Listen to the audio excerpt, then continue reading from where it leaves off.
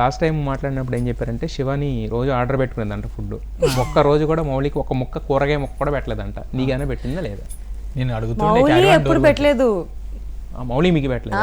నేను షేర్ చేసుకుంటా. నేను అడుగుతుండే శివాని పెట్టు అని మనం అర్థం కాదు. నేను డోర్ కొడుతుండే. ఇప్పుడు మౌలి ఆర్డర్ చేసుకుంటే శివానికి ఎప్పుడు పెట్టలేదు కదా, నీకు పెట్టాడా అంటున్నా. నేను కూడా అడుగుతుండే మనం అది చెప్పు. అంటే మనం ఇస్తుండే, నేను ఎందుకంటే క్యారవాన్ లో కూర్చుంటా కాబట్టి. లేదంటే మనం ఒకసారి బయటికి వెళ్ళాలని డోర్ వేసేసుకోండి, కొట్టి బయటనే చైరేసుకొని కూర్చొని ఉన్నా, తీసి రారా లోపల తినిపిస్తా అన్నాడు. శివాని దగ్గర కూడా పోయి అట్లా అడుక్కుంటూ ఉంటాను. ఏముంది మరి తలుపు దగ్గర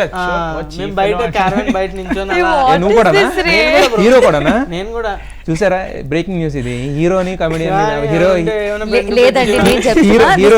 హీరోని హీరోయిన్ ఫ్రెండ్ ని నిర్దాక్షిణ్యంగా క్యారవాన్ బయట నిలబెట్టిన నిజమంటుంది. అసలు వినట్లేరు, అసలు ఎడిట్ లో లేపేస్తున్నారు నన్ను. నిఖిల్, జయకృష్ణ, మౌలి ఒక క్యారవాన్ లో వాళ్ళు కలిసి మంచిగా తింటూ ఉంటారు. నన్ను ఇన్వైట్ చేయరు అనమాట.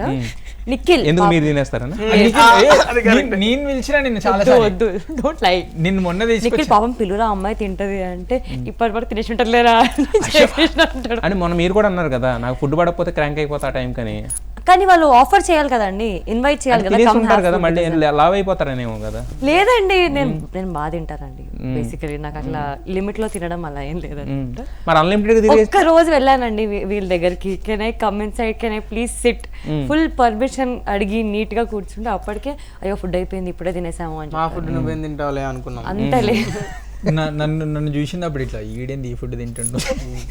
ఇంతగా ఏ ఫుడ్ తింటారు మీరు? ఏదో ఏదో అంటే ఫుడ్డే కదా, అదే ఫుడ్